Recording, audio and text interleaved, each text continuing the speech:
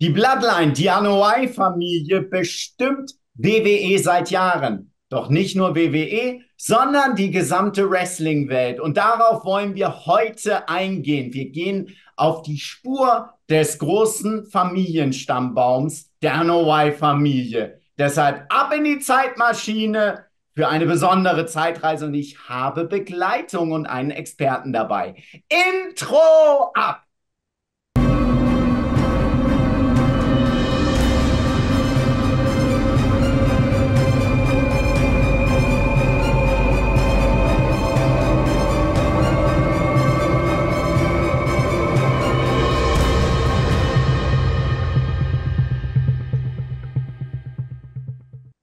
Ein schönes Thema, das ich mir seit Monaten und Jahren gewünscht habe. Und ich freue mich umso mehr, einen besonderen Gast zu haben, der sich mit dieser Thematik sehr, sehr innig auseinandergesetzt hat und recherchiert hat, teilweise sogar vor Ort war. Und den begrüßen wir jetzt gemeinsam. Der Sebastian ist da. Sebastian, komm zu uns. Hallo Valandi, grüße dich. Es freut mich sehr, dass du da bist. Sebastian, um ihn einmal vorzustellen, ist der stellvertretende Chefredakteur der Power Wrestling. Die Power Wrestling habe ich hier natürlich auch im Magazin, mit dem wir alle so groß geworden sind. Wie lange bist du jetzt schon bei der Power Wrestling? Das ist jetzt das zweite Jahr. Das Sehr zweite schön. Jahr. Sehr cool. Natürlich Wolfgang Stach. Einen lieben Gruß an Wolfgang. Ja. Natürlich. Unser Tribal Chief, sagen wir übrigens immer Sehr gut. passenderweise. Der Tribal Chief der Power Wrestling. Sehr gut. Hat ja das Magazin geboren in Mitte der 90er Jahre. Ich hatte ja auch einen Teil Ja. da gehabt. Und natürlich hat er das passende Shirt an, der Sebastian. Er hat gemeinsam mit dem Benny einen Podcast, Das Hohe Bein. Das bekannte hohe Bein, das nicht fehlen darf. Ein Retro-Podcast, sehr geile Themen, also lege ich euch auch sehr ans Herz. Könnt ihr auf YouTube und Spotify dort natürlich hören. Ich finde es geil, wenn ihr teilweise alte Wrestling-Challenges irgendwo rauspackt oder Superstars-Ausgaben. Und ihr macht Watch-Alongs, oder? Was macht ihr alles? Genau, genau. Wir haben bis vor kurzem haben wir immer sonntags unseren Rewind gemacht, Rewind 93. Da haben wir jede einzelne Weekly, da ging ja 93 bei RTL 2, ging es ja los mit Raw, da ging auch Raw los Ja, mit Günter Zapf und Carsten Schäfer. Und das haben wir quasi komplett einmal durchgewatcht, immer sonntags. Kann man geil. immer noch auch bei Spotify nochmal nachholen. Hört man im Hintergrund immer das Originalkommentar der beiden und wir reden halt drüber. Ein bisschen genau, was passiert. Manchmal schweifen wir auch ein bisschen ab. Du, wenn ich gerade hier mal dabei habe, war es auch große Inspiration für mich an der Stelle. Ich bin bei uns im Team so ein bisschen, Benny ist der mit dem Sachverstand, der kann die Moves besser callen wie ich. Ich bin eher so der Color Commentator, würde ich es mal nennen. Und da gab es auch die eine oder andere Gesangseinlage. Jetzt kannst du dir vorstellen, was ich meine mit, da hast du gute Vorbildfunktion für mich gehabt. Und wenn dann Virgil reinkam zum Beispiel, war das bei uns immer like a Virgil, catch for the very first time. Jetzt will ich hier nicht ausholen, aber ja, Die Musik von ihm in seinem Streifenanzug. ja, super, genau.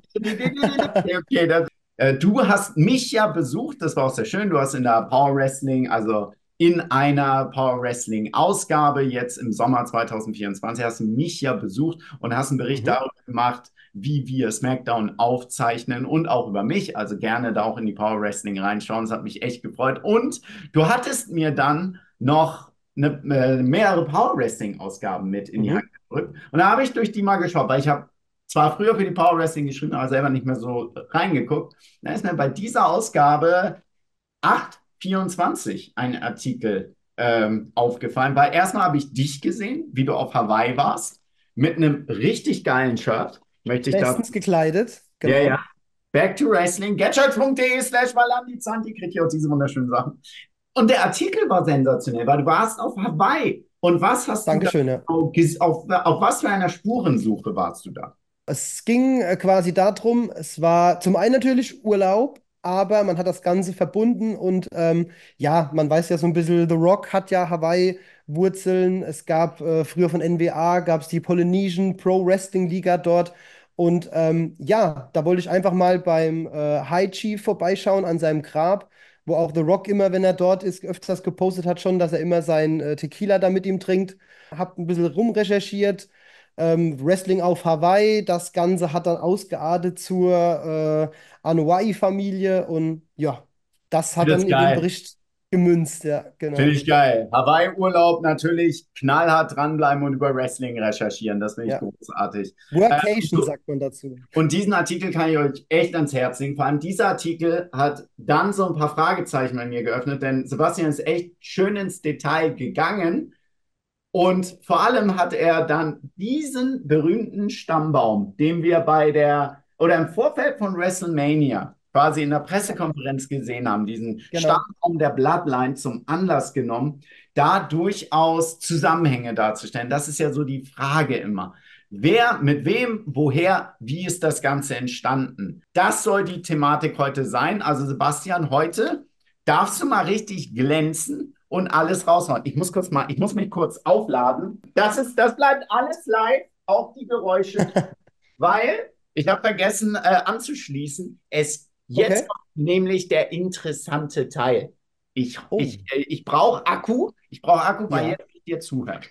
Dieser Stammbaum, ich glaube, jeder fragt, wer ist bei diesem Stammbaum? Ihr habt diesen Stammbaum auch mit Namen befüllt. Nur wie ist dieser Stammbaum überhaupt entstanden? Welche Familie steht hinter? Ich würde salopp sagen, geht es jetzt um die Anuai-Familie nur oder was steckt da genau hinter? Wir gehen direkt rein in den Baum, direkt in die Astkrone sozusagen. Und zwar die Anfänge hat gemacht der gute Referent, war wirklich ein Referent, wirklich ein Pfarrer. Muliaga Ami, oh, Entschuldigung bitte, ich muss das manchmal ein bisschen ablesen, weil die Namen, ihr werdet es hier merken, wird schon äußerst spektakulär. Nicht Yes. umsonst haben die sich dann Roman Reigns genannt zum Beispiel.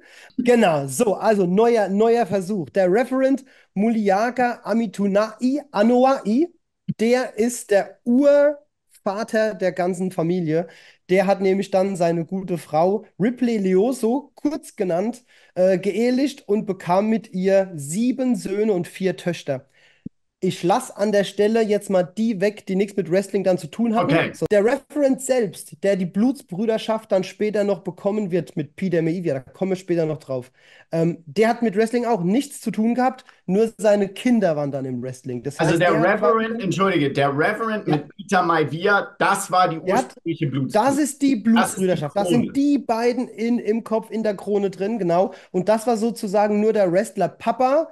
Der hat mit dem Blutsbrüderschaft geschlossen, weil die halt bei seiner Promotion auf Hawaii wresteln waren und die haben sich gemocht und er hat die Kinder unter die Fittiche genommen und darum wurden das gute Freunde und haben da den Pakt geschlossen, weil er ja auch das Familienoberhaupt war und darum musste er wahrscheinlich auch diesen Pakt schließen, sage ich jetzt mal.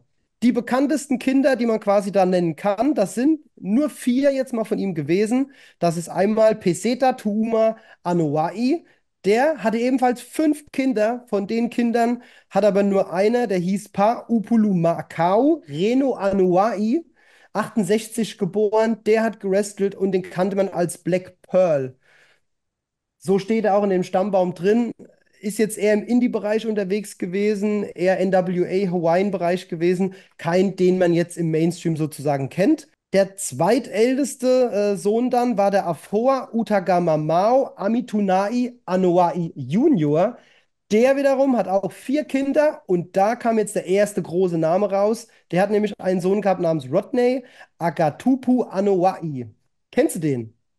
Ich befürchte. Manchmal sagt ja der Name vielleicht, ich lasse dich nicht bei jedem raten, aber der erste ist Yokozuna, ist Ah, tatsächlich von den ganzen Kindern, die ja, jetzt kommen, vom ältesten, davon der erste Bekannte, ist 66 geboren und ja. 2000 leider auch schon viel zu früh gestorben. Heißt eigentlich Rodney Agatupu, war von 92 bis 98 aber WWF gewesen, zweifacher Champion, zweifacher Tag Team Champion mit Owen Hart, Royal Rumble gewonnen, 2012 in die Hall of Fame gekommen. Wird man auch oft noch jetzt heute hier in dem Video hören. Hall of Famer sind da einige in der Familie drin. Spoiler vorweg, einer der späteren Kinder, die man heute im aktuellen Programm sogar sieht, heißt mit einem seiner Namen sogar Yokozuna. Also einer wurde sogar wirklich Yokozuna in Anlehnung an seinen Vorvorfahren benannt. So, Ich dann nehm die kommt, Zeitschrift zum Spicken ab jetzt. ja, unbedingt. Dann kommt der nächste, sehr bekannt, Gataiwasa Afa Amitunai Anoa'i. Kurz Afa, 42 geboren, jetzt leider diesen August am 16.08.2024 verstorben. Kennt man natürlich, ne? Wild Samoans mit seinem Bruder Sika zusammen, war von 92 bis 94 Manager der Headshrinkers. Ah, geil. Und in der Zeit natürlich, die Headshrinkers fand ich ja geil zu der Zeit. Genau, Als sie richtig. Ja, den Puter gegessen haben bei der Survivor Series 93. genau, Und dann dieser, richtig. der ist ja roh, den essen die Ja, roh. So war ja die erschreckend, ja. Darstellung damals. Genau, also zu AFA noch mal ganz kurz. White Samoans kennt man ja, Hall of Famer seit 2007 mit seinem Bruder Sika zusammen, waren 20-fache Tag Team Champions weltweit gesehen, bei WWF dreimal. Das habe ich mir notiert. Einmal haben sie Tito Santana und Ivan Putski geschlagen, einmal gegen Tony Garea und René Goulet. Und dann waren sie von 82 bis 85 nochmal bei der WWF. Da haben sie dann gegen Chief Jay und Jules Strongbow gewonnen. Mhm. Also nur dreimal WWF-Champion, gut, was heißt nur? Schon ganz gut. Und zu Recht auch Hall of Famer, Wild Samoans, das ist eigentlich Damals gab es so, ja auch weniger Titelwechsel, ne? Also das Ganze auch. das Wobei stimmt, das jetzt ist es stimmt. ja auch wieder so, genau. Ja, und der AFA hatte ebenfalls 8 Kinder, also wirklich viele, viele, viele Kinder. Und von denen 8 Kindern von AFA sind 3 mit Wrestling dann durchgestartet, sage ich mal. Der Erstgeborene von ihm ist Samuel Anoa'i, kurz genannt Samu, und den kennt man jetzt als einen von den Headshrinkers. War ebenfalls auch im Samoan SWAT-Team von 92 bis 95 bei der WWF gewesen. Haben nur einmal einen Titel gewonnen, die Headshrinkers übrigens, gegen die Quebecers damals. Und sind nicht in der Hall of Fame. Da muss ich sagen, WWF, was ist los? Die Headshrinkers, meiner Meinung nach, kann man durchaus auch mal in Betracht ziehen, in eine Hall of Die Fame aufzunehmen. Headshrinkers sind nicht als Team in der Hall of Fame, Als weil der das andere Tag-Team. ist ja. Aber dazu Der kommt. andere, genau, der andere Genau. ist ja noch, genau richtig, zu dem kommen wir, aber Samu ist nicht drin und Ja, das Tag-Team an sich ist nicht drin. Und wenn ich da an einen Booker T zum Beispiel denke, der ist ja auch einmal mit Harlem Heat drin, ja. da kann man jetzt drüber streiten, ob Harlem Heat über den Headshrinkers steht, finde ich ein Stück weit vielleicht schon.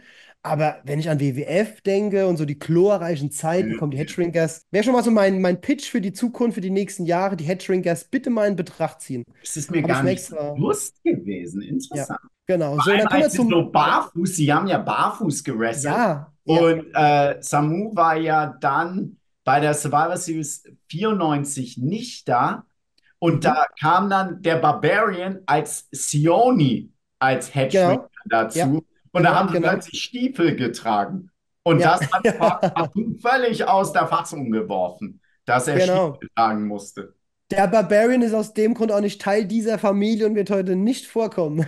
Okay, ja. Daran merkt man das schon. Ja. Der hätte besser mal die Schuhe ausgezogen. Da hätten sie ihn vielleicht noch aufgenommen. Vielleicht wäre da noch eine Tochter frei gewesen. Man weiß es nicht. Genau, so und der Samu selbst hat ebenfalls 6 Kinder bekommen. Und da ist einer ins Wrestling, das ist Lance Anoa'i.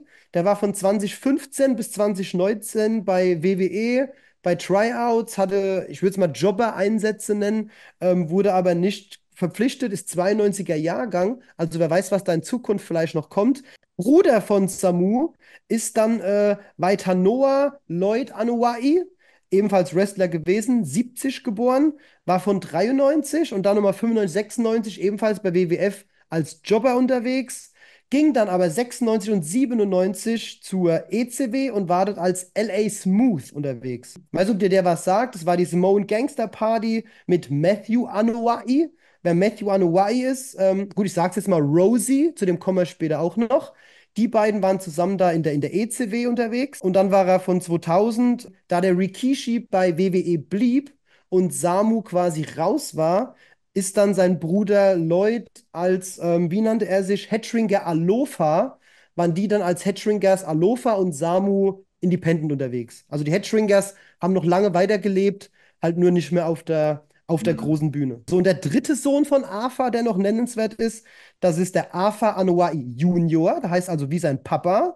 Und das ist der Manu, nennt man den auch. Der war 2006, hat einen Manu, WWE-Entwicklungsvertrag. Manu, Manu, Manu, glaube ich. genau. Manu, ja, Manu, genau. Manu ist 14 Jahre jünger wie der Bruder Lloyd. Also da war wirklich eine lange, lange Zeit dazwischen. Da hat AFA gedacht, oh komm, Mach's noch mal ein. Da muss man nachlegen. Vielleicht hat Vince angerufen. I need some Samoans. Und Man dann weiß ist es es nicht. Manu geworden. Nanu, es war Manu. Also 2006 WWE-Entwicklungsvertrag bekommen, war bei Deep South, bei Florida Championship Wrestling, bei Ohio Valley Wrestling, hat also alles entwicklungstechnisch durchgemacht. 2007 dann sein Debüt gehabt als Mai Tai Anoa'i, was ist denn das bitte für ein geiler Name gewesen bei WWE. Daraufhin suspendiert, vielleicht hat er den Namen zu wörtlich genommen, das weiß ich nicht. Ja. Darum noch ein Schluck hier aus meiner.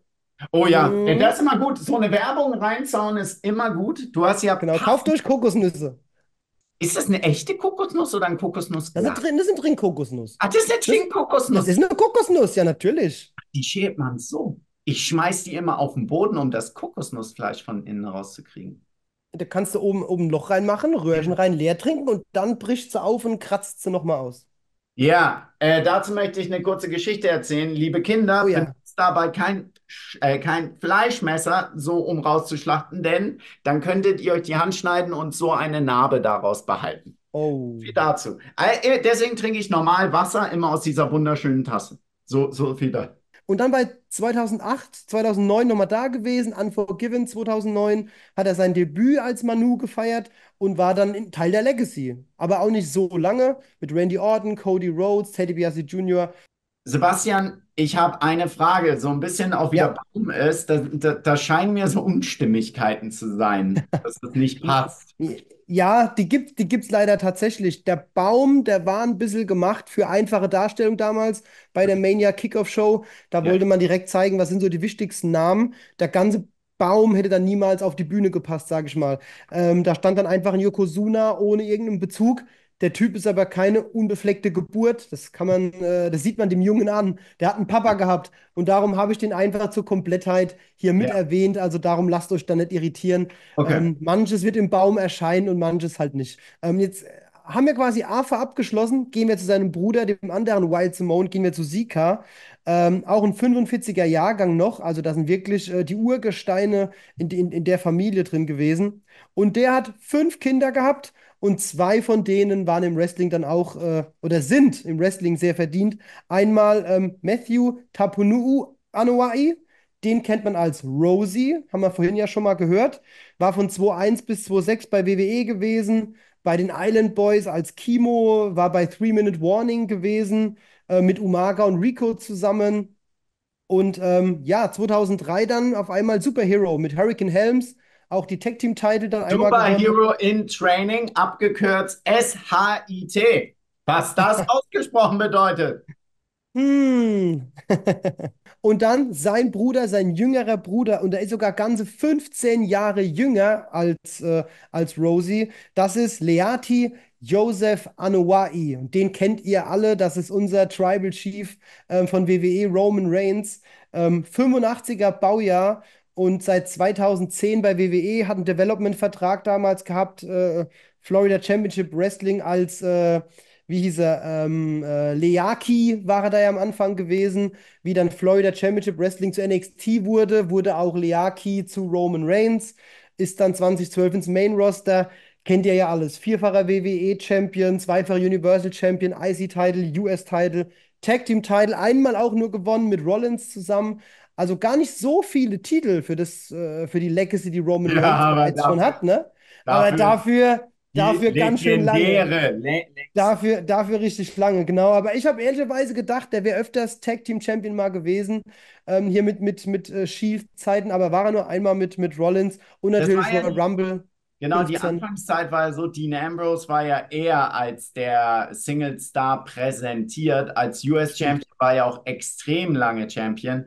Ja, Und die anderen beiden vom Shield hatten halt die Tag Team Titel da einfach gehalten. genau. Also Ja. das war ja diese Einzelposition war schon sehr auf Ambrose fixiert am Anfang.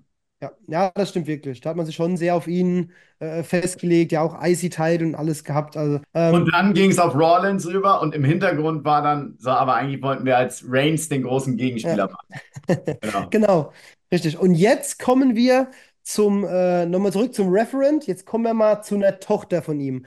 Und diese Tochter von ihm, das ist auch das letzte Kind, was wir von ihm jetzt ansprechen.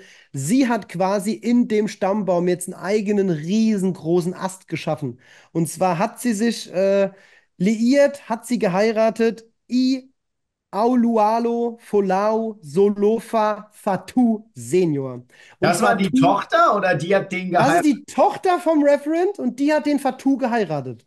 Die Ah, Tochter des Reverends hat quasi, die Elvera heißt die, das ist quasi, diese Frau gilt für die Fatous, für die ganzen Fatous, ist sie sozusagen das Oberste. Ist ja klar, die Mama ist ja meistens in der ja. Familie das Heiligste, was es gibt. Und sie ist wirklich die Keimzelle, wie man es nennen möchte. Daraus ist dann der ganze Fatou-Spross entstanden. Das ist Hm. die Elvera Anuai Fatou gewesen. Und dann ging es los. Die haben 11 Kinder zusammen. Also die Fatous haben selbst einen eigenen dicken Ast gemacht, muss man wirklich Die haben sagen. ein eigenes Dorf gemacht. Die Entschuldigung. haben, ja, definitiv. Und das erste Kind, was kam, kam direkt nicht alleine. Das erste Kind ist Solofa Fatu Junior, alias Rikishi. Der hat einen Zwillingsbruder. Das war mir ehrlicherweise gar nicht bewusst. Ich dachte immer nur, der hat Das Zwillinge habe ich gekriegt. irgendwo mal gehört. Aber der hat, ja genau, aber der hat selbst einen Zwillingsbruder gehabt. Der ist ganz knapp jünger wie er. Das ist der Samuel Larry Anoa'i Fatou, aka Tonga Kid. Zu dem kommen wir gleich erst. Bleiben wir mal bei dem Rikishi. Der hat ja selbst für sich eine riesen Ding dann gemacht, ne? Rikishi kennt man, Headshrinkers gewesen damals mit Samu, war auch in dem Samoan SWAT-Team dabei, war bei WCW erstmals 89 und 90 mit dem Tonga Kid zusammen als Samoan SWAT-Team, also mit seinem Zwillingsbruder. Dann ging er zur WWF Headshrinkers von 92. Und ganz, da hake ich ein. Paul Ja, Heyman war bei dem Simone SWAT-Team schon deren Manager. stimmt, sehr, sehr geil, Da kommt richtig, er sehr ins gut. Ja. Spiel jetzt Ja, gerade. dann ja, Ende 91 bis 95 war er dann eben Headshrinker mit Seone, wie du gesagt hast, weil da war Samu weg gewesen, der später dann der Barbarian war und nicht zur Familie gehört. Ganz Vorher wichtiger war er Punkt. Barbarian. Vorher war Ähm, Sioni war genau, vorher der Barbarian. Nachher genau, auch. richtig. Ja, genau, genau. Und später dann bei WCW dann auch nochmal. War Aber das ist der Barbarian. 96, 97 waren nochmal als Sultan unterwegs gewesen. War dann von 99 bis 2004 Rikishi Fatou. Too cool die Zeiten, wenn man da zurückdenkt, tanzend im Ring. Also Rikishi, absolute Legende. Nicht zu Unrecht auch 2015 in die Hall of Fame gekommen und hat selbst 5 Kinder. Und dann machen wir jetzt erstmal hier Rikishi fertig. Seine 5 Kinder, davon sind 3 als Wrestler aktiv. Haben wir einmal die Zwillinge, auch bei ihm dann die Erstgeborenen waren Zwillinge. Wer ist der Ältere, weißt du's? Jimmy. Sehr gut, Jimmy sehr gut, ist, sehr gut. Jimmy ist 12 oder 13 Minuten älter. Und es ist so, wäre Jay, ich glaube, Jay ein paar Minuten später geboren, dann hätten sie an unterschiedlichen Tagen Geburtstag, Oh, war das um die weil Mitternacht, sie ja? nah an Mitternacht geboren wurde. Oh, okay, okay. Sehr gut, ja. Stimmt genau, was du Wobei ich sagst. habe jetzt Jimmy J gehabt. Du wirst jetzt ihre Familiennamen nennen. Genau, also der Ältere ist Jonathan Solofa Fatu Junior, aka Jimmy Uso. Dreifacher Raw-Champion, 5-facher SmackDown-Champion, Tag Team Champion. verheiratet.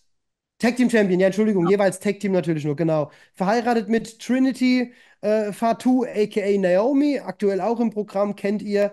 Sie haben auch 2 Kinder, sind aber seine aus einer früheren Ehe. Sie hat sie aber mittlerweile adoptiert, ist also die Adoptivmutter der beiden. Ein Junge, ein Mädchen. Also mal Da gucken, darf was ich sie. kurz einhalten. Sie Ja, heißt Fatou, aber sie kam nicht aus diesem Stammbaum irgendwie, ne? nein, sie hat Fatou angenommen. Genau, sie heißt jetzt Genau, Trinity Fatou.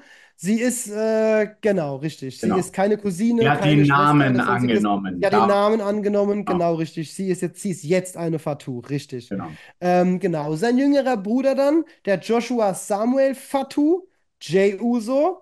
Der hat auch die Tag-Team-Titel ja zusammen mit den Usos, aber der hat jeweils einen mehr. Einen Raw mehr, einen SmackDown mehr. Liegt an seiner Regentschaft mit Cody Rhodes zuletzt. Da waren die Titel ja noch 2 Titel und darum zählt das halt. Er ist ein 10-facher Tag-Team-Champion und sein Bruder Jimmy ist nur ein 8-facher Tag-Team-Champion.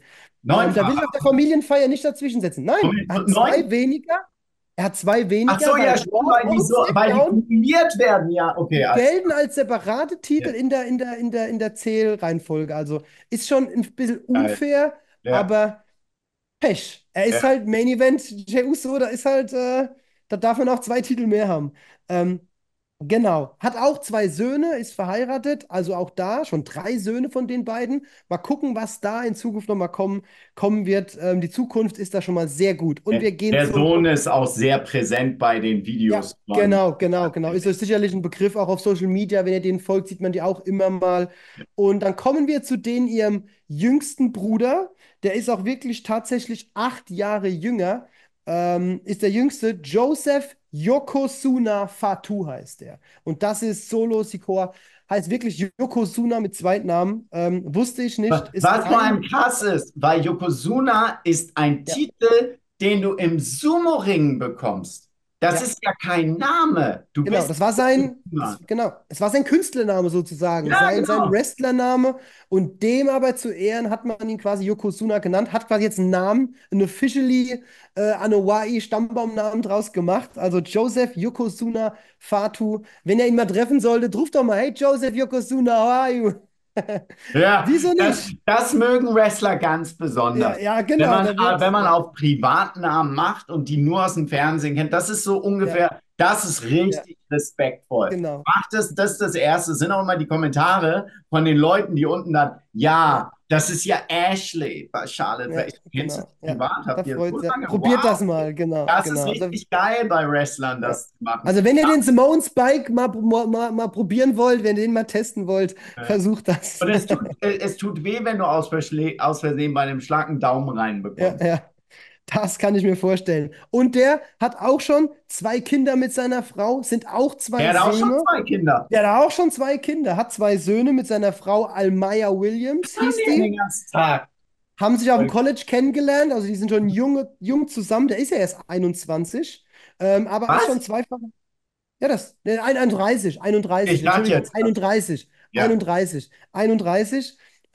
Sind aber schon lange zusammen, ja. College-Liebe, haben schon zwei Kinder und genau, ja, Solo Sikoa seit 2018 aktiv, als Sefa Fatu ursprünglich erstmal gewesen und dann 2021 zu WWE NXT gegangen. Debüt dann 2022 bei Clash at the Castle. Hatte ich die große Ehre, sogar live dabei zu sein für die Power Geil. Wrestling Sehr geil. damals, genau wie Solo Sikoa da auftauchte.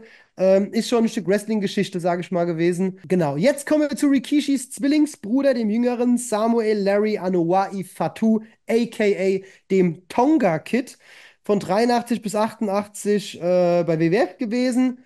Als Tonga Kid zusammen mit dem King Tonga, a.k.a. Haku, waren die Islanders. Die Islanders ebenfalls keine Hall of Famer. Okay, die haben jetzt nicht so den Erfolg auch gehabt, haben keine Titel gewonnen. Bei WCW dann später war er auch nochmal mit Rikishi und Samu als Samoan SWAT-Team. Und dann wird es um Tonga Kid schon ein bisschen ruhiger. Wir kommen aber gleich nochmal. Merkt euch Tonga Kid, weil der hat ebenfalls zur Familie nochmal was beigetragen und auch zur Bloodline. Der Tonga Kid hat die Melody geheiratet. Daraus kamen zwei Söhne. Den ältesten Sohn ist Jacob Fatou. Das ist sein Original-Name. Der erste, der Original so heißt, Jacob Fatou, hat jetzt bei SmackDown sein Debüt gefeiert am 21.06. und bei Money in the Bank sein In-Ring-Debüt gefeiert bei der Bloodline. Er hat noch einen jüngeren Bruder, der heißt Journey Fatou. Übrigens, Jacob Fatou hat 7 Kinder. Der hat schon 7 Kinder. Und wer ist die Frau? Die Frau ist Elizabeth. Die heißt wirklich Okay. Elizabeth. Jacob Fatou ist Jahrgang 92. Der ist ein Jahr älter als Solo Okay, Sikoa. okay, er Und ist da noch alt. eine spannende Hintergrundgeschichte. Mit 18 Jahren kam er in den Knast wegen einem Raub. Hat im Gefängnis WWE geguckt, immer hat seine Cousins, die Usos, verfolgt und hat da den Wunsch gehegt, Wrestler werden zu wollen. Also haben die Usos im Grunde Jacob Fatou auf den rechten Pfad geführt. Coole Hintergrundstory an der Stelle zu ihm nochmal. Wie Was? gesagt, sein Bruder Journey Fatou, Ja. 3 Jahre jünger wie er, 4 Jahre jünger wie er, 96er Baujahr, ist nur als Freelancer unterwegs seit 2016. Sieht dem sehr ähnlich. Mal gucken, ob irgendwann vielleicht auch Journey Fatou den Weg zur WWE findet. Interessant, was da sich alles noch rein entwickelt. Und wir kommen ja relativ schnell gerade auch in die aktuelle Zeit rein. Und wir haben dieses berühmte, der Nachwuchs ist gesichert, ne? Also fernab, wie wir jetzt gerade das Ganze zusammenzählen von dem Stammbaum, wie es sich von ganz oben nach unten entwickelt. Wir sind jetzt vom Reverend ausgegangen. Und von den Kindern des Reverend, jetzt sind wir, das ist dieser ganze wichtige Stamm der Tochter. Ist da noch ein Teil, Das sind den die wir Urenkel quasi jetzt schon. Also ein Journey Fatou, Jakob Fatou sind schon Urenkel. von der Und Elvera? es gibt aber noch einen Bruder von Rikishi. Noch Es gibt noch ein einen Rikishi-Bruder und das ist Edward Eddie Umar Fatou. Das ist auch wichtiger noch Mann. Ja, einer von Elvera Fatous Söhnen. Ist 73 schon geboren, ist dementsprechend noch einiges älter als ein Roman Reigns zum Beispiel, ist 2009 bereits schon verstorben und Umaga auch für mich absolut legendär. Ob der mal in die Hall of Fame kommt, wird man sehen. war War mit ja auch immer so ein Rosie, mit bisschen. dem Bruder von Roman Reigns als Tag Team 3-Minute Warning. Genau, genau. Der war auch legendär damals gegen Bobby Lashley, WrestleMania 23, Battle of the Billionaires, wo er dabei war. Schon sehr, sehr cool. Hat aber auch immer ein bisschen Probleme gehabt, Wellness Policy und so weiter. Hat Umaga immer leider auch ein bisschen die Karriere mit behindert und dann leider halt viel zu früh auch von uns gegangen, genau. Hat ebenfalls 4 Kinder, Umaga. Im Wrestling ist davon ein Kind, heißt Zilla Fatu, debütierte 2023, jetzt letztes Jahr im Sommer erst in Booker T's Liga. Mal gucken, ob daraus Ja, was hervorgeht. Und jetzt nochmal zurück zum Tonka-Kid, den ich erwähnt ja. hatte. Jetzt ist Anoa'i und den Stammbaum, jetzt müssen wir den wirklich kurz verlassen, Valandi, weil jeder, der aktuelles WWE verfolgt, wird jetzt sagen, ja, okay, der Stammbaum der Bloodline, aber Moment, bei der Bloodline, da sind doch noch Leute dabei. Warum sind die da nicht im Stammbaum drin? Das hat den Grund. Tonga Kid, damals Tag-Team-Partner gewesen mit King Tonga, HQ. King Tonga damals bei WWF Tag Team gemacht, die Islanders. Und da war immer die Verbindung dann schon da Manager zu Bobby, Anoa'i. entschuldige. Manager Bobby Heenan, genau, richtig. Auf HQ will ich jetzt gar nicht zu sehr eingehen, weil der ja gar nicht jetzt unbedingt der Kern ist, aber Nur wie die ist der Familien. Zusammenhang? Also jetzt müssen wir Genau, der zusammen, genau, richtig, genau. ja, Als Meng kennt man ihn noch später, WCW. ja. Aber The Rock nennt ihn zum Beispiel mein Onkel Haku. Also auch für ihn ist er Teil der Familie durch Nur diese wie ist diese Tonga-Beziehung. Familienbande entstanden? Das ist jetzt für mich der Ja, wichtigste Teil irgendwie, weil das, also es gibt tatsächlich keine Blutsverwandtschaft zum Tonga-Stamm. Das ist ja. eine reine Ehrensache gewesen, dass Haku sich halt auch trainingstechnisch um die anderen Fatu und Anoa'i-Kinder mitgekümmert hat, die mittrainiert hat. Das war eine reine, wir nehmen die in unsere Familie auf. Ist ja auch von Tonga, somit nicht von Samoa, wo die ersten beiden jetzt herkamen. Aber dadurch, dass er eben gleich alt war mit den anderen und seine Söhne dann auch mit den Anoa'i und mit den Fatu-Söhnen zusammen wrestelten, war man sehr eng familiär verbandelt und man hat Haku aufgenommen. Haku war auch ein ganz großer Unterstützer von The Rock Anfang seiner Karriere, hat ihm Ringgear für sein Debütmatch zum Beispiel damals auch gegeben. Also ein ganz das war großer, nicht die enger, beste. integrierter Teil. Das war nicht die beste, ja, genau. Und der Name war auch nicht der beste. Und der Haku hatte mit seiner Frau Dorothy 4 Kinder. 2 davon waren leiblich, 2 davon waren von Dorothys Schwester adoptiert worden. Da war er der Onkel Haku und hat sie dann adoptiert später. Leiblicher Sohn ist nur einer Wrestler geworden. Das ist Tongaloa, den man jetzt in der Bloodline kennt. Das ist Tevita Tu Amoeloa Fetaya Kimoeta Fifita. Wahnsinn. So dürfte man den nicht ankündigen. Das ist der Blutssohn von Haku, den man als Meng auch kennt. Und Tamatonga ist ein adoptierter Sohn des Hakus. Und dann gibt es noch einen Adoptivsohn, das ist Hikuleo. Der war ganz, ganz lange in Japan groß unterwegs und ist jetzt seit 20.07. hat man berichtet, bei WWE unter Vertrag. Wird dort jetzt entwickelt. Mal gucken, ob Hikuleo demnächst auch noch in der Bloodline mitmacht. Das heißt, diese Familienverbindung ist dadurch entstanden, dass Haku die Kinder adoptiert hat. Nein, diese Kinder, die er adoptiert hat, sind ja sogar noch mal weiter weg, weil die sind Also, ja ach von so, der Frau, die er die Kinder geheiratet hat, sind dadurch von rein. deren die Schwester sind es die Kinder. Stimmt.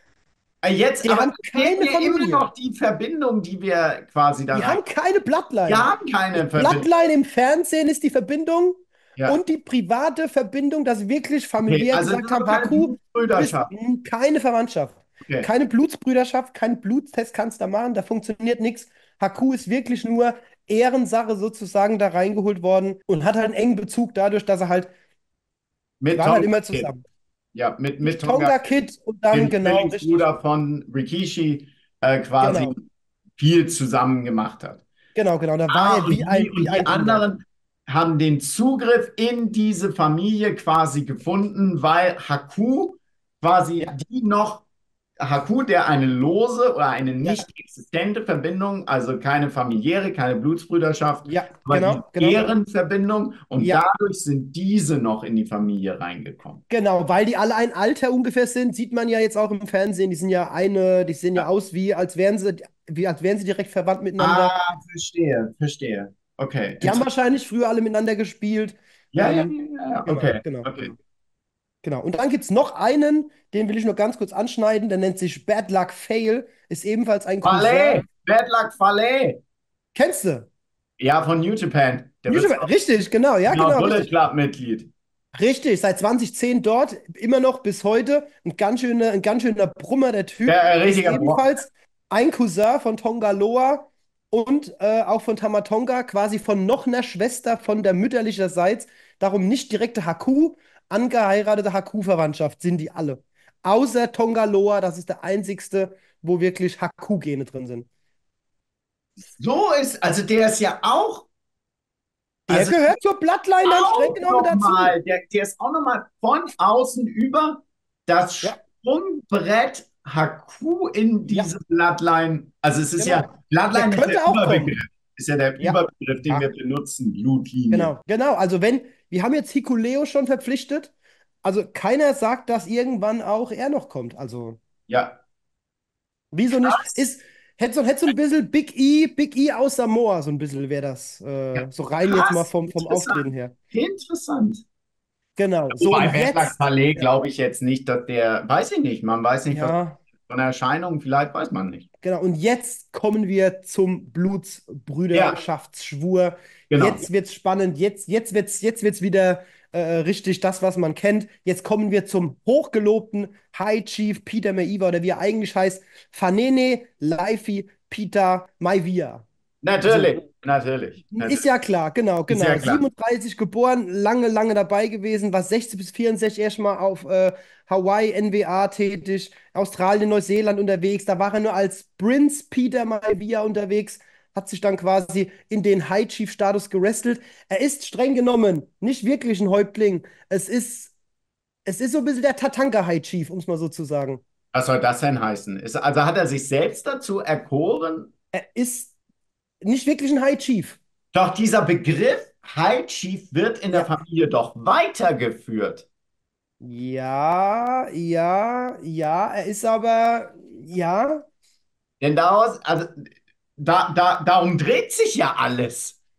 das stimmt, aber Aber, es ist halt so, du wirst auf dem, der wird jetzt sehr interessant, dieser ja, Teil des alles Stammbaums. klar. Da ist viel, The Rock ist nicht umsonst in Hollywood. Da ist nicht alles genau so, wie es da steht. Geboren war er ursprünglich nochmal nämlich ganz anders als Fanene Peter Anderson.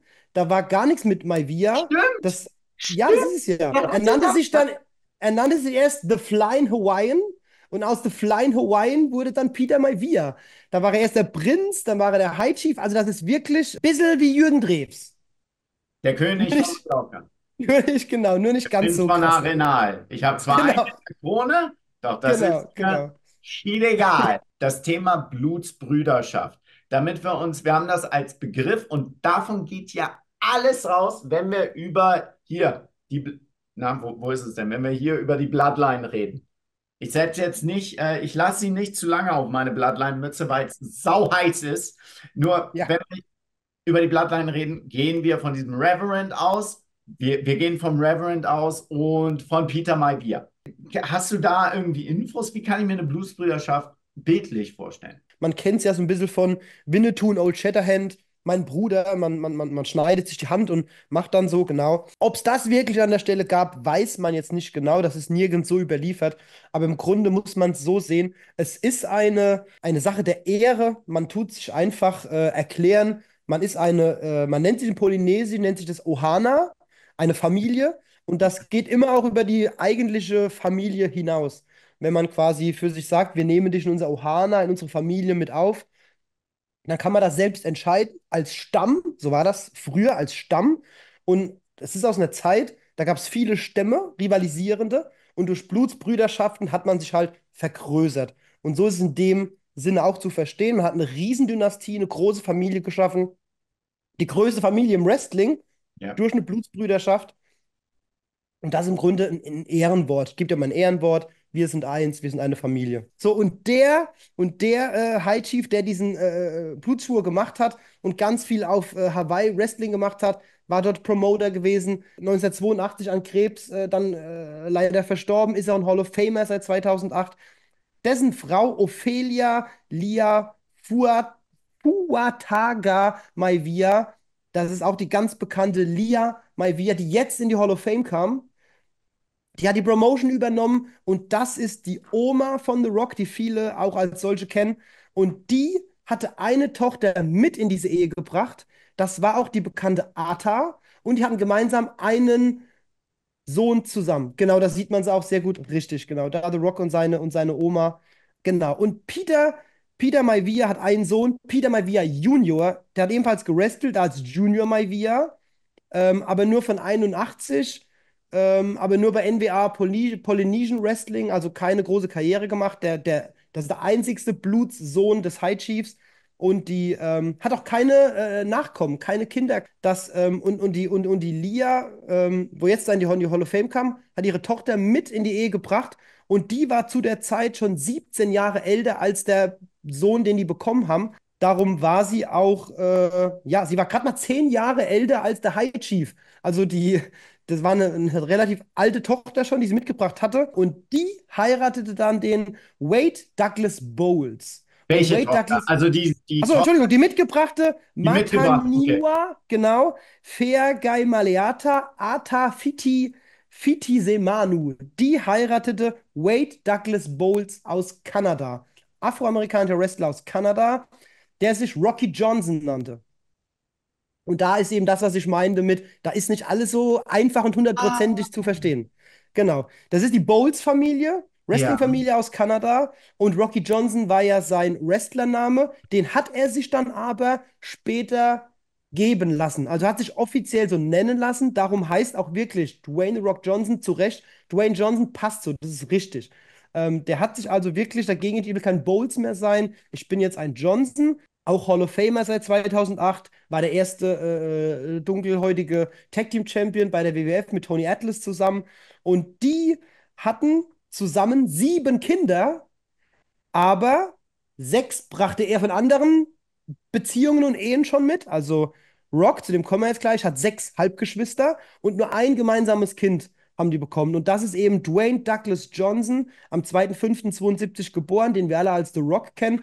Die Karriere brauchen wir nicht groß abreißen. Und der zum Beispiel wurde dann 2004 von einem Stamm in Samoa, wurde er zum High Chief Sayuli The Rock. gekrönt. The Rock. Das Und steht auch so in dem Stammbaum drin. war er der erste High Chief seit Peter Maivia? Er ist streng genommen, wenn man Peter Maivia High Chief, der ein Gimmick war, ich sage es mal so hart, wie es ist, er ist jetzt der erste legit ernannte samoanische High Chief in Von wem? diesem Samoa. Samoa selbst. Die haben das offiziell entschieden, wie so eine Ehrendoktorwürde. Haben sie ihn bei einem Besuch in seiner Heimat, haben sie ihn 2004 ihm den Namen gegeben, Sayuli, der High Chief. Steht auch genauso in dem Baum drin. Und darum ist, und es ist das, was ich auch reingeschrieben habe in meinen Bericht dann, Genau, wenn es das jetzt steht streng hier. Das ist genommen auch mal, drin. wenn es jetzt mal dazu kommt, zwischen Roman Reigns, dem Tribal Chief, dem Stamm und dem High Chief, und das steht in der Stammesordnung oben drüber, The Rock ist der einzigste High Chief da drin. Also wenn er die Karte irgendwann mal spielt, Das ist interessant, aber der ursprüngliche High Chief, also es gab nur einen High Chief. Das war Peter Maivia. Das das war ist der, genau, genau. Und der das ist selbst, nicht, ja, er war selbst ernannt. Er hat sich ja. selbst ihm genannt. Rocky Johnson war nie ein High Chief. Gut. Genau, das ist jetzt wichtig. Und das war anerkannt. Und was bedeutet das jetzt? Der zweite, der es jetzt ist, Rock. Und er wird Ja, von Samoa so genannt. The Was Rock, ja, bedeutet das als High genau. Chief? Ja. Es Also ist The Rock über wird, hinaus jetzt gerade. ja genau, so, wenn The Rock in Samoa ist, wird Ja. er dort wirklich mit sehr großem Respekt behandelt. Das kann man im Grunde auch so vergleichen wie in Großbritannien, wenn du zum Sir geschlagen Ja, wirst oder so. okay. Das ist schon wirklich eine offizielle Stellung in der samoanischen Kultur. Ist er verdient durch Hollywood und alles, wurde er dort von Samoa, weil er so eine große Strahlkraft, so eine große Repräsentanz für die Kultur hat man sich dazu entschieden, ihn als Aushängeschild, als High Chief Du weißt, Sayuli zu nennen. das sprengt jetzt den Rahmen. Deshalb Ja, nur, also mich würde tatsächlich interessieren, wie viele High Chiefs quasi gekürt wurden. Das hat ja nichts mit also, mit dieser. genau, also rein, um das mal zu einzuordnen, stimmt, bin ich bei dir. Wäre wirklich mal interessant. Kann Ja, ich, weil das wird mich, weil also das hat ja eine sehr große Tragweite und das bleibt ja, dieser Titel ist ja jetzt innerhalb der Familie zweimal. Und deshalb ist das sehr interessant. genau. Aber gut, Genau, genau. interessant, Und dieser Hintergrund. ich vermute auch dadurch, dass eben der Peter Maivia als High Chief Peter Maivia ja bekannt ist und auch The Rock ihn immer so nennt, der High Chief. Ja, Darum hält er wahrscheinlich aktuell noch bei WWE zurück, dass er selbst ja eigentlich der High Chief stimmt, ist. Das stimmt. hat er bisher ja nie erwähnt. Er hat ja Roman Reigns acknowledged und alles. Aber diese Karte, das meinte ich ja damit. Also, wenn es da irgendwann mal zu einem Programm kommen könnte, die Karte kann er spielen und der hat sogar eine Urkunde dazu. Ja, ja, es stimmt, genau. Also das besteht, dass wir diese Auseinandersetzung, du bist der Tribal Chief, aber ich bin der High Chief und das ist Ja, was anderes. nicht nur der Final Boss, sondern wirklich auch der High Chief. Die Karte kann er wirklich spielen. Sensationell. Eine Sache möchte ich einfach noch ansprechen, weil wenn wir über Bloodline reden, es werden Begriffe genutzt, wie dieses Us ist ja sowas wie Bruder oder weiß ich nicht, wie es genau eingesetzt wird, aber das ist ja so ist im Sprachgebrauch drin, ne, Ja, was jemand nimmt. Ein wichtiger Begriff, um den sich ja alles bei uns jetzt gerade im Programm dreht, als Fans, ist der Tribal Chief, der Stammeshäuptling als Begriff. Der ist ja eigentlich, wenn ich es so auch verstehe, der High Chief existiert. Der ja. Tribal Chief ist etwas, was wir jetzt innerhalb des Wrestlings jetzt gerade entwickeln. Ein Tribal Chief ist im Grunde jedes Familienoberhaupt. Okay. Also es Vereinfacht, so gab kannst du schon nur eigentlich. jetzt das erste Mal beim Wrestling, dass wir es In haben. der Kultur gab es das schon immer, das hat man nur Okay, nie als Begriff benannt, weil im Grunde wäre das so, wie wenn du rauskommst und sagst, ich bin Papa Roman Reigns. okay, Da hat seine Familie oder ich bin der Großvater Roman Reigns. So ist der Tribal Chief. Das war nicht das Nonplusultra. Das heißt ja auch nur, das Head of the Table, er ist quasi der Babbo, sagt man auch, neudeutsch. okay. Also es ist dann, Ja, bevor ich dieses Missverständnis mal, ist im Wrestling jetzt entstanden, aber es gab es in der Familie natürlich. Und ja, daher die genau. Konstellation, die du auch explizit nochmal hervorgerufen hast, dass The Rock von der Stellung als High Chief höher angesiedelt ist als High Chief eben von Ja, Samoa, ja, dazu gekürt, ernannt, wie du es willst. ja, Und der Tribal Chief, der das Familienoberhaupt ist, aber ja, eben von der Hierarchie eigentlich darunter ja. einzuordnen ist. Das finde ich sehr. Ganz streng genommen müsste ein Rikishi wahrscheinlich auch ein Tribal Chief kennen. Roman, wahrscheinlich ist es da auch dann so eine Alterssache, deswegen wird er ja gekürt. Es kann ja auch Ja, sein, dass die ganze Zeit, es war ja offiziell gemacht, die Tribal Chiefs waren Afasika und die haben ja ja, ihn quasi, haben genau, Roman ernannt, sie genau. haben nicht Ja, Rikishi ernannt. Also kann richtig. ich da weiter erklären. Da ist ja eher dann der Streit Ja. mit Rikishi, warum wurde er nicht Tribal Chief, sondern der Jüngere quasi, Da hat Eddie Vera nicht aufgepasst, als ihre Brüder rauskamen und haben Roman Reigns gekrönt, da hat denen ihre Schwester gefehlt. Die Wahnsinn. hätte die Tattoos repräsentieren müssen. Wahnsinn, was da für Konstellationen sind Ja, und was für Details wir da eigentlich arbeiten müssen. Also das bringt richtig ja. Spaß. Und er selbst hat auch noch mal 3 Kinder mittlerweile, auch nur 3 Töchter bisher. Also es gibt noch keinen männlichen Nachkommen von The Rock. Das braucht es auch nicht zwingend. Ich meine, das Frauenwrestling mittlerweile ist auch over the top. Er hat einmal mit seiner ersten Frau, Danny Garcia, der Produzentin, mit der er heute auch immer noch viel zusammenarbeitet, die macht doch XFL zum Beispiel, die ehemalige Football-Liga, die es ja auch mal parallel zur WWF gab, die gibt es ja heute wieder. Da kümmert sie sich drum, die produziert immer seine Filme auch Ja, mit. wobei sie heißt Und nicht, heißt sie XFL? Haben sie es nicht jetzt umbenannt in ja, es kann sein, dass es jetzt wieder, weil sie da ja auch mit reingegangen sind. Aber zumindest, das ist aber das Konstrukt. Er hat es ja wieder zurückgeholt, aus der Asche, sage ich mal. Genau. Und die haben eine gemeinsame Tochter, Simone Johnson. Und die kennt man als Ava Rain. Jetzt nur noch Ava. Ja, hat 2020 einen Vertrag bekommen, war damit allererste Fourth Generation Wrestlerin. Wir sind jetzt den Stammbaum soweit durchgegangen. Dadurch, dass der Referent nie Wrestler war, zählt er nicht als Generation. Und dadurch ist jetzt erst der Punkt angelangt durch The Rocks Tochter, dass wir den High Chief haben, wir haben Rocky Johnson, wir haben The Rock und jetzt seine Tochter Ava. Sie hat sozusagen Wrestling-Geschichte geschrieben mit ihrem Vertrag 2020 und ist die erste Fourth Generation Wrestlerin. Hat 2023 nur 6 Matches bestritten. Die waren so lala scheinbar. Man Ich hat sie glaube, ich jetzt habe dann ein oder zwei davon auch kommentiert. 2024 dann dazu entschieden, sie bei NXT eher in eine passivere Rolle reinzusetzen. Sie ist da jetzt General Managerin.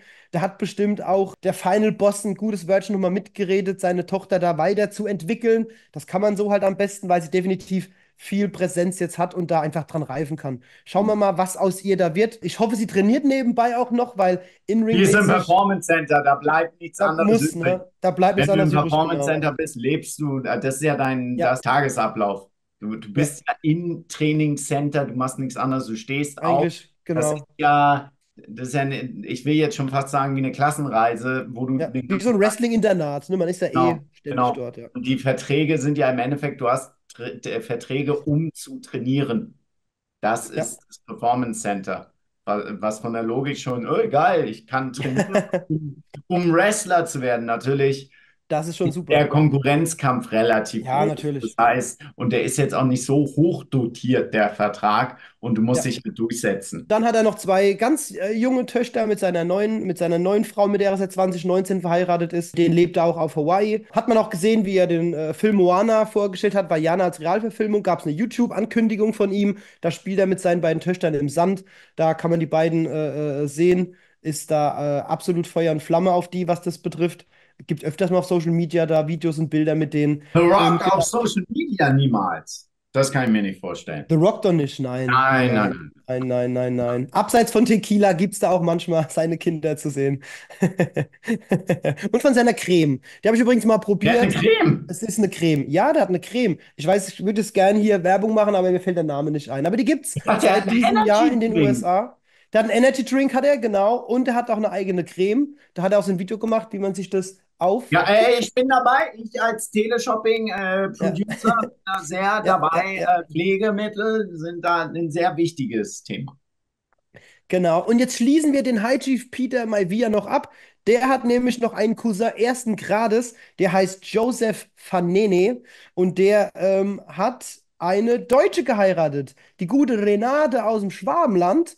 Und mit denen gemeinsam hat er 3 Kinder. 2 sind ein bisschen von der Bildfläche verschwunden, haben nichts mit Wrestling am Hut. Die Tochter kennt ihr alle, ist amtierende Championess. Zumindest mal heute, wie wir das hier aufzeichnen. Wir werden sehen, was mittlerweile dann ist, aber sie war es zumindest. Nia Jax Savelina Fanene heißt sie. Und ja, ist eine Halbdeutsche, spricht sogar gebrochen, recht gutes Deutsch. Hab sie mal auf einer WWE-Tour in Stuttgart getroffen. Kurze Anekdote.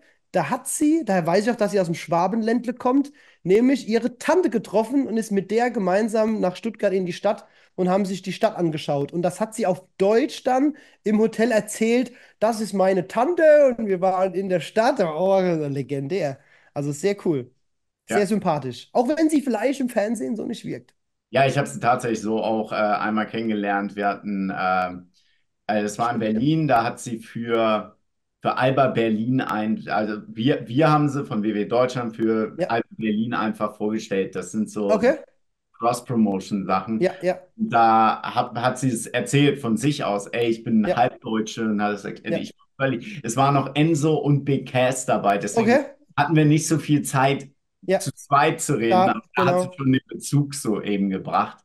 Ja. Und dann haben die da ein bisschen Basketball gespielt mit den Leuten von Alba Berlin. Ja, also das ist ein interessanter Hintergrund und auch da, Nia Jax bringt ja relativ viel auch auf Social zu ihren deutschen Wurzeln. Die Ja.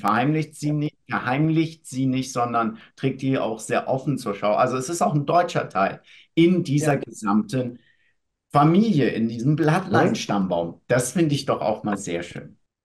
So, und jetzt, Valandi, kommen wir noch zu einem weiteren Blutsbruder. Und zwar, man kennt ja nur den High Chief Peter Maivia und den Reverend Amituanai Anoa'i. Und die beiden haben nochmal eine Blutsbrüderschaft geschlossen. Da gibt es einen dritten Bruder im Bunde. Und zwar handelt es sich dabei um einen eng befreundeten westsamoanischen Chief. Wirklich samoanischer Chief war der gewesen. Nichts mit Wrestling zu tun, war aber einfach irgendwie mit denen halt befreundet. Die werden ihre Familienfeste oder was gefeiert haben. Und die waren ebenfalls sehr eng miteinander und hat mit dem Referent ebenfalls Blutsbrüderschaft geschlossen. Also mit Also dem so ein Anoa'i-Teil. Three-Way quasi. Im Grunde war es dann ein Three-Way, genau. Also es waren richtige Blutsbrüder, waren es diesmal. Okay. Fast wie bei euch bei der GWF haben wir wirklich jetzt die Blutsbrüder gehabt. Es waren wirklich 3 Stück. Und der hatte eine Tochter. Dieser westsamoanische Chief der Blutsbrüder war. Und der hatte eine Tochter, die hieß Sharon Georgi Ely. Und die ist irgendwie einem Wrestler über den Weg gelaufen, der dadurch ebenfalls in diese Familie eingeheiratet hat. Ob er das wusste, weiß ich nicht. Ob das vielleicht bekannt war, kann ja sein, dass die schon Ja. ne, halt Ich habe in den keine Kreisen Ahnung, was verkehrt jetzt sind. kommt. Ich bin richtig. Genau. Und das ist James Wiley Rayer gewesen. Sagt dir der Name was? Nee. Er nannte sich als Wrestler Jimmy Snuka. Ah! So Jimmy Snuka ist und dein Bezug.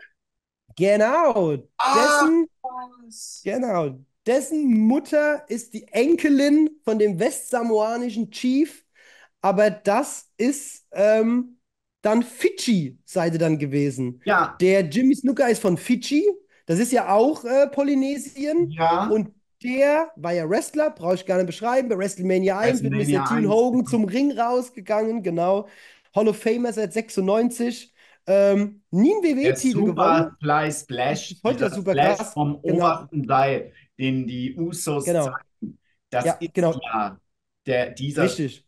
Ach was. Genau, genau, genau. Und der hat 4 Kinder mit seiner Frau. Und davon sind 2 ins Wrestling gegangen. Den einen kennst du vielleicht auch, James Wiley Smith Thomas Rayner Snooker Jr. Der war bei Ohio Valley Wrestling als Deuce Shade. Und dann später 2007, 2008 als Deuce und Domino. Zusammen eben mit Domino. Und die waren sogar Tag Team Champions. Die haben Das ist den ein Sohn geilsten, von Snooker. die haben den geilsten Theme gehabt. Den geilsten Okay. Entrance-Theme.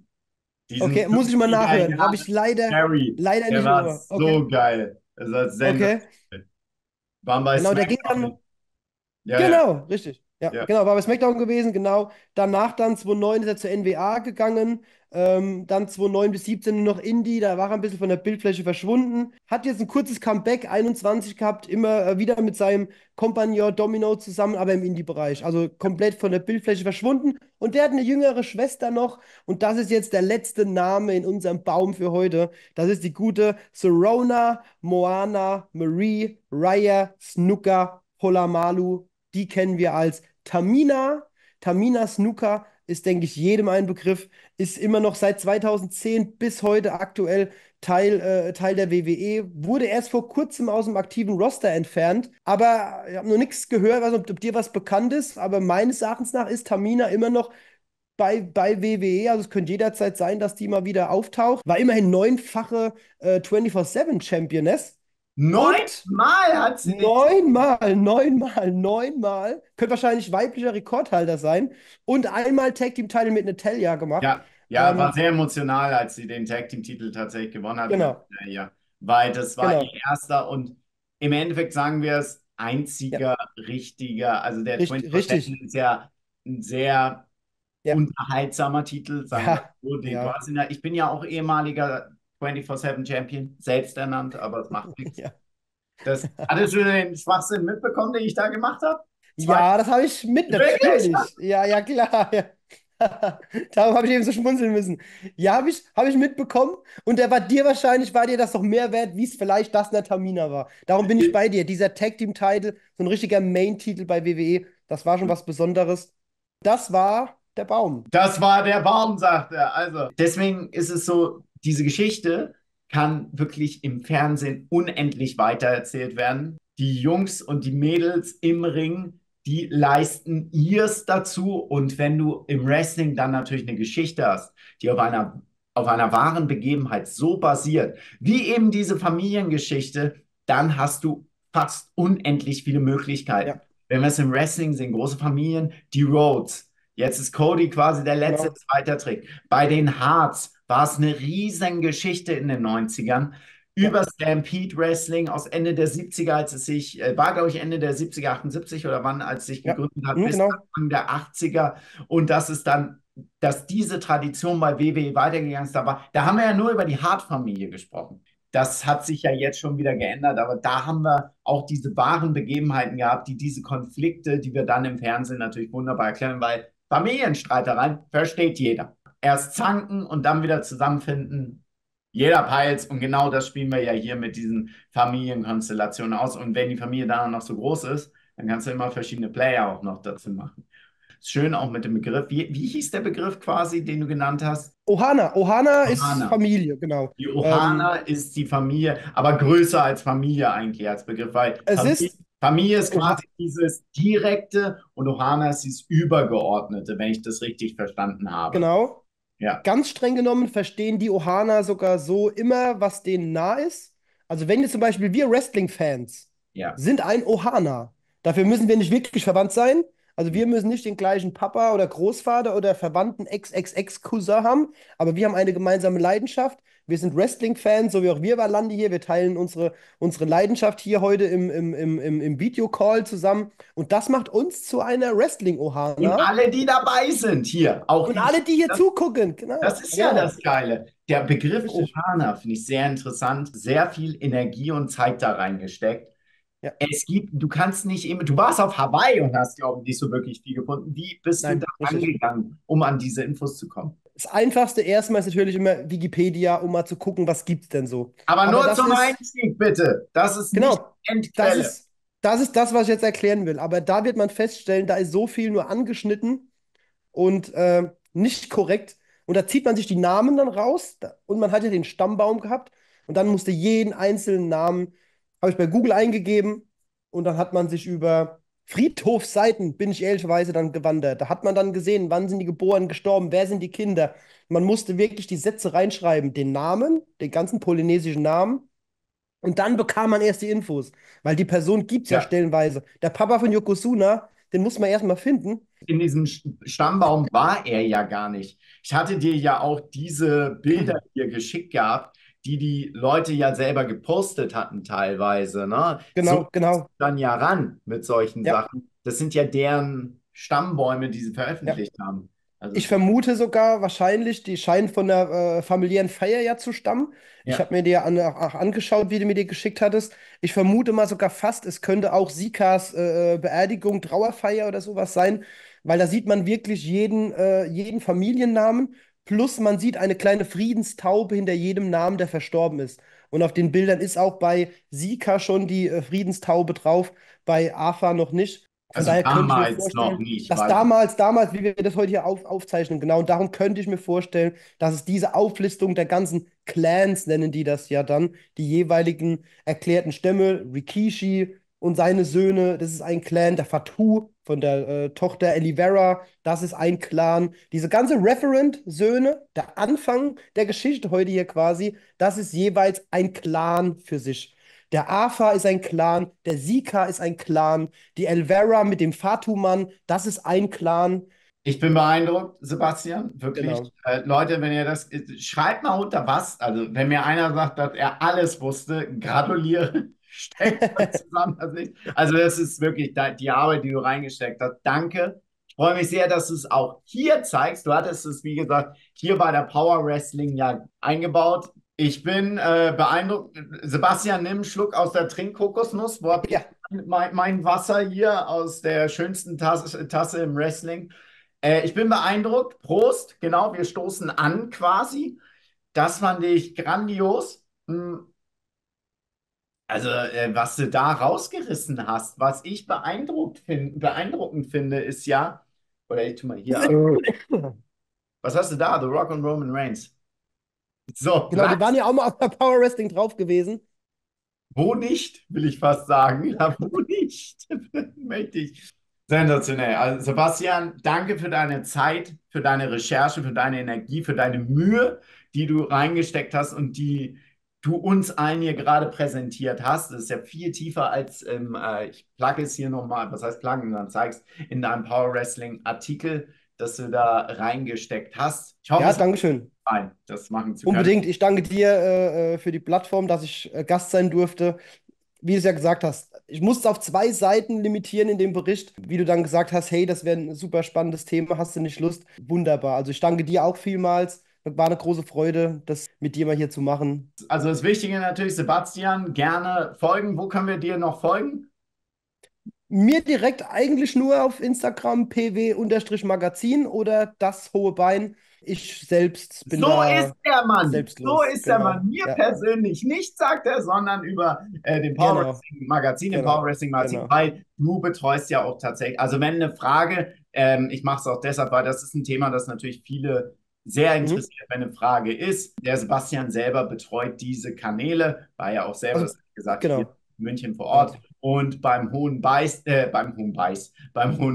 pardon, da bist du ja mit dem Benny zusammen und da postet ihr ja regelmäßig auch immer Clips. Genau. Da reden wir mal drum, wie ihr das mit dem Watch Alongs auch macht. Ich finde es witzig, Ja. weil das ruft auch wahrscheinlich bei euch, die jetzt zusehen, so viele Erinnerungen da noch hervor. Ja, ist wirklich super.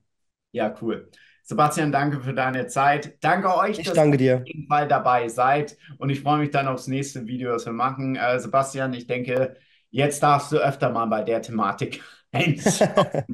Wenn du mal wieder was zum samoanischen Wrestling brauchst, der Oder was Samoan Geek anderes. nicht weit, Oder was genau. anderes. Danke, Sebastian. Ein Danke auch. Anstoßen zum Abschluss. Machen wir nochmal so, du mit deiner Trinkkokosnuss. Leute, ich wünsche euch eine schöne Wrestling-Woche. Bis zum nächsten Mal. Tschüss.